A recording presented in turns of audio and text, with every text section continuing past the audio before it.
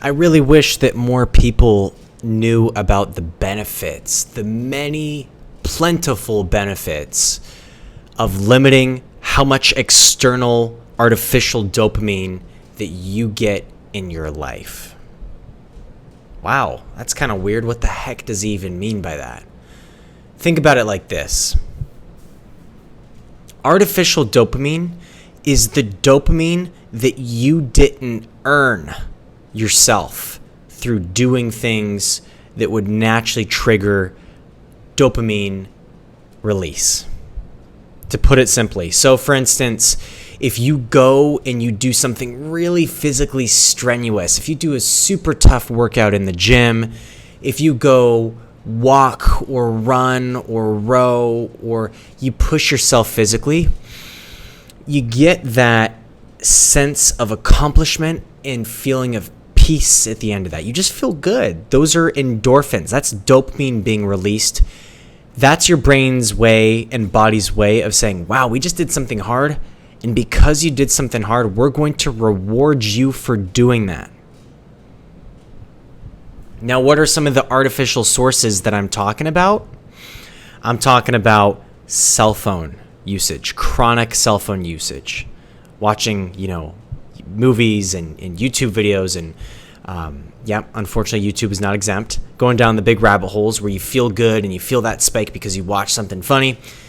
You get it through use of illicit manners, if you know what I'm saying. You guys all know what I'm saying.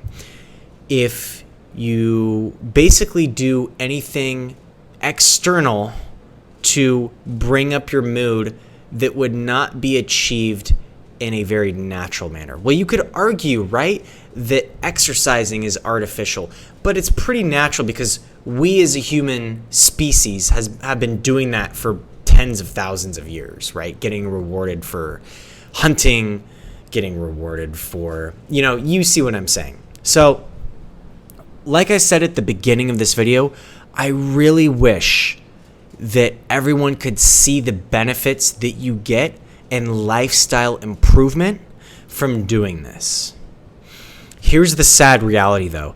Most of us are never going to experience what it feels like to limit how much external dopamine you're providing yourself, how much you're getting from outside sources. And the reason for that is because it's very addicting and it's very hard to stop and it's all around us. When I tell people that I don't watch TV, like I don't own a TV. I don't think I'm above TVs. I enjoy watching TV. Most of us do, but I don't own one myself. And I don't really feel like I'm missing out. But when I tell people that, a lot of the time they're really confused. They're like, really? You don't own a TV? You don't watch TV? What do you do with your free time? Is a question that I get asked so often. And most people are not used to when you step outside of that mold and you do things that aren't considered normal. So you can see why it's so hard. 1, it's addicting. 2, everyone around us is doing it. 3, some people they feel like they face risk of being judged because they're doing something that most people don't do. So that makes it very tough. But if all those people were to go and do it for a sustained period of time, they would see such drastic improvements in their life. Well, what are those improvements? With enhanced dopamine sensitivity, hard things are going to become easier to do. And that can translate, just that alone, I think is enough. Right there. If that was the only benefit you got, with harder things feeling easier and you feeling like you want to do harder things more because you're more sensitive to the effects of dopamine, you haven't doled out the effects of dopamine, that would be enough for me. But you also get increased social confidence and increased verbal fluency.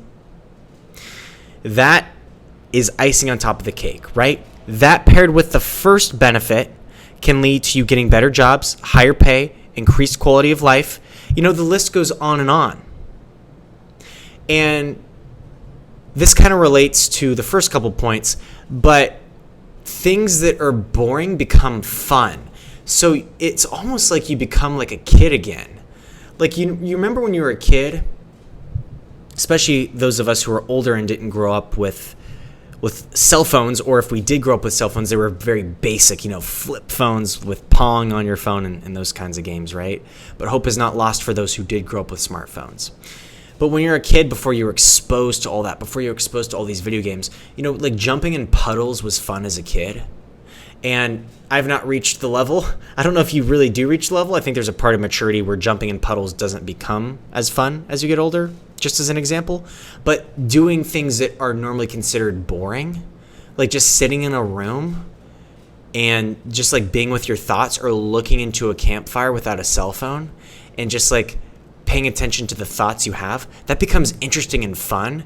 And it becomes like it becomes like a conversation you have with yourself inside of yourself. And some of these things are hard to describe, but people who have experienced the benefits, you all know what I'm talking about. Advocate for me in the comment section, and I can also be your personal advocate on camera. I mean, the benefits are real. Your mood is better. You're not as irritable. You sleep better.